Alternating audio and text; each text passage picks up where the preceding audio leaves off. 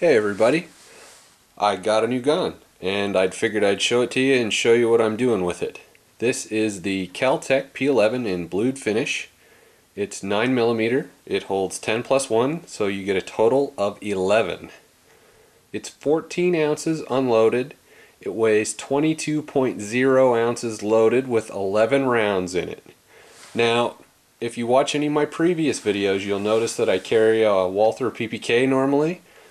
It weighs 23.5 ounces with 7 rounds in it.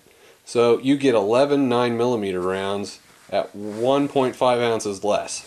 So that's awesome. This also has the Hogue wraparound grip that I've put on it. And let's get into it here. So I've been carrying this gun as my new CCW gun.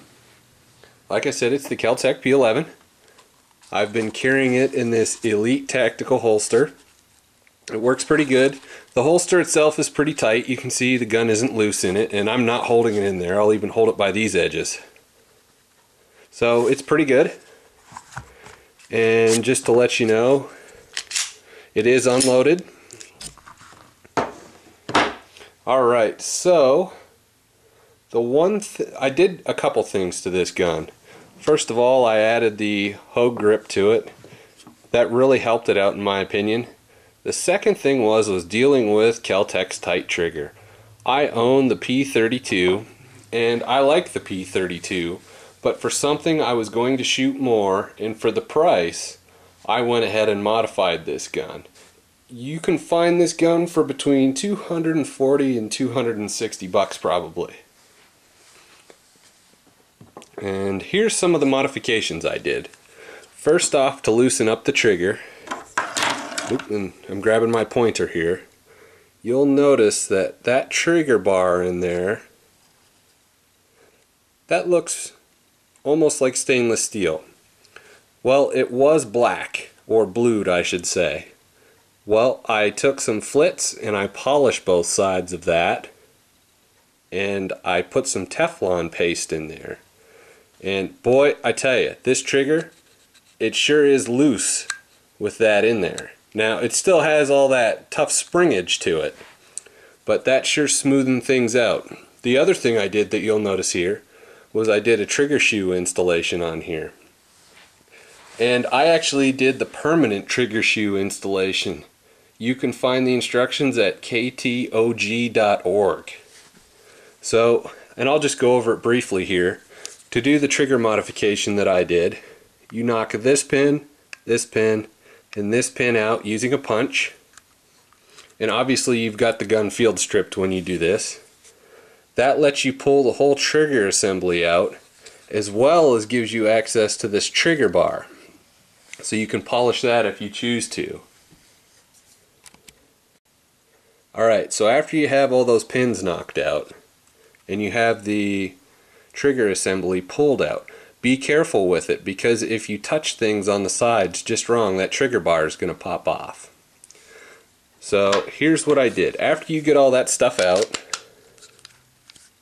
you want to install the trigger shoe per the instructions that come with it.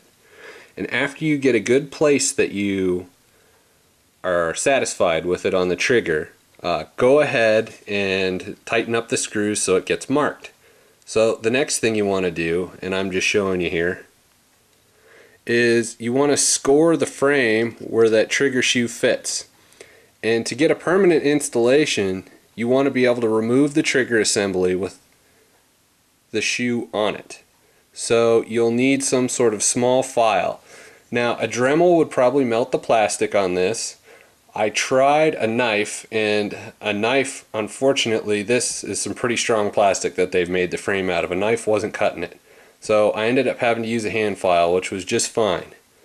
So all I did, and you can see these two little half circles, one on that side and one on that side. That lets you disassemble the gun with the trigger shoe permanently attached.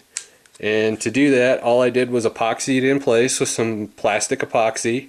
And then I took a drill, and using my hand I twisted the drill bit where the screws mark the trigger, and that lets you indent these screws just a little bit into the trigger so they stay permanent.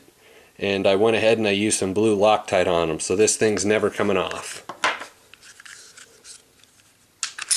The one thing I do want to warn you about, I was reading and I was thinking about doing the metal guide rod modification to this. I would recommend against that. From what I read on ktog.org, a lot of people, and you'll notice, alright, so check this out. Once you got it pulled back here, look at the guide rod. Look at that steep angle. Now, if you put the metal one in there, I've been reading that if you look at the front of the gun here, it turns that hole in the slide into an oval. So I'm going to recommend against that just from what I've read. And you know, if plastic wasn't going to cut it, they wouldn't ship it with the gun. So I thought about doing the modification and I decided not to.